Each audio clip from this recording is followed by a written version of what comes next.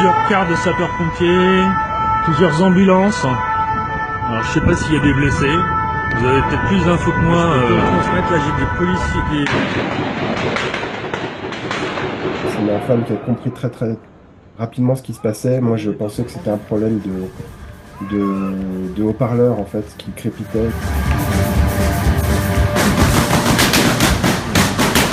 Quand on a commencé à entendre les tirs, c'est ma femme qui m'a tout de suite dit de nous cacher. Moi, j'ai à peine vu des éclairs et la foule se coucher un petit peu. On parle souvent d'images les blés qui se couchent, le blé qui se couche dans les champs à cause du vent. Mit einer Bombendrohung im deutschen Spielerhotel.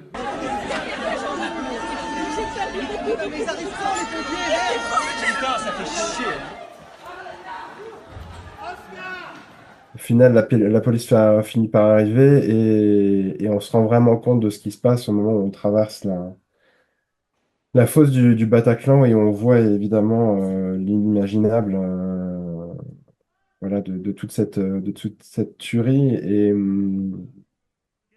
Et donc c'est là qu'on prend la dimension un petit peu de l'horreur. Moi j'ai vu deux jeunes, pas plus de 25 ans, avec des kalachnikovs. Ils nous ont demandé de nous coucher. Il y en a un qui faisait toujours comme ça. Donc on s'est tous couchés, toute la salle s'est couchée. Et puis moi j'étais carrément sous d'autres personnes. Puis ils continuaient à tirer, mais ils s'arrêtaient de temps en temps. En regagnant ensuite les cours des immeubles, on se rend compte qu'on a vraiment beaucoup de personnes autour de nous, que certaines sont blessées, beaucoup sont évidemment très très choquées.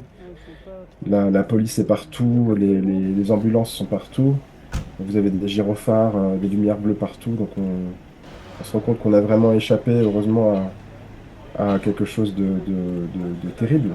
Mes chers compatriotes, au moment où je m'exprime, des attaques terroristes d'une ampleur sans précédent sont en cours dans l'agglomération parisienne.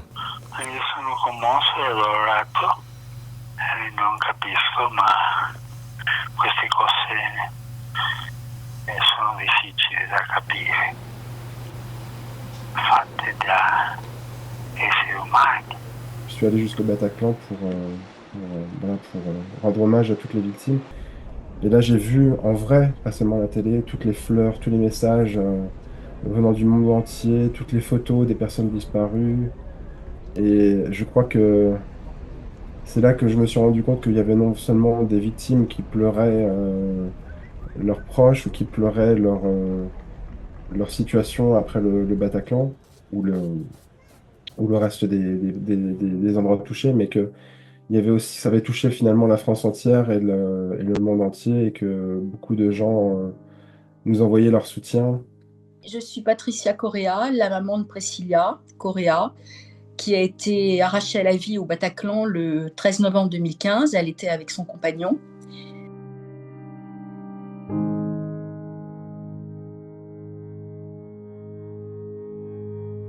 Moi, je me trouvais à Lisbonne, je devais rentrer le 14. J'ai vu par la télévision française et les chaînes d'information qu'il y avait des attaques sur Paris. J'ai appris qu'ils étaient tous les deux à l'Institut médico-légal. Bon, ben voilà, après, c'était l'horreur, quoi.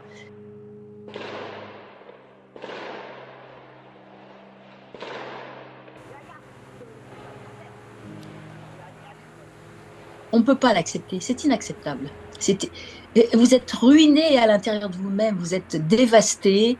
C'est une plaie qui ne va jamais cicatriser. Elle cicatrisera peut-être une fois que vous aurez rejoint votre enfant. Mais tant que je serai vivante, c'est matin, midi, soir, hier, demain, après-demain, c'est tous les jours. Moi, quand je suis au Portugal, je vais presque 2 fois, 1 à 2 fois par semaine au cimetière.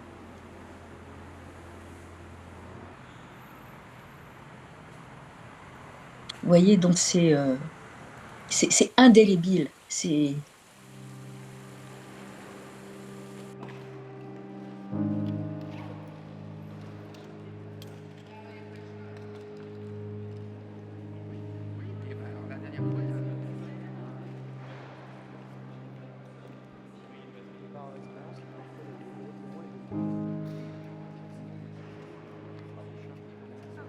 la phrase à la mode en France, je vais vous la dire, mais c'est pas la mienne. Hein.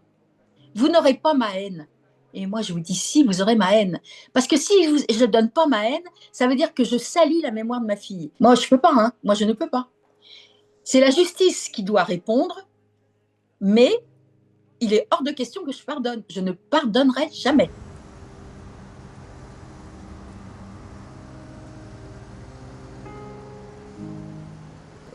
Sur le plan personnel, le fait aussi de m'être engagé dans une association, ça m'a permis de faire un peu le deuil de tout ça, de me dire, bon, j'ai franchi une grande étape, surtout après le procès, ça m'a permis d'en avoir tellement parlé finalement que ça venait naturellement et ça m'émeut moins qu'avant d'en parler.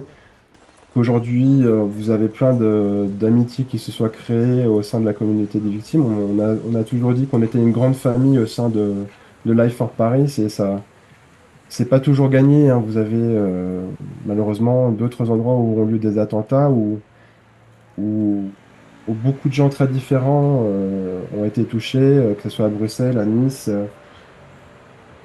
Les gens ne se retrouvent pas forcément facilement, alors que là, les gens du Bataclan, et après, quand on a pu retrouver des gens des terrasses ou du Stade de France, on crée une vraie communauté et on a aujourd'hui vraiment un lien très fort entre nous. Moi, je dis souvent, j'ai plus d'amis aujourd'hui qu'avant avant le 13 novembre.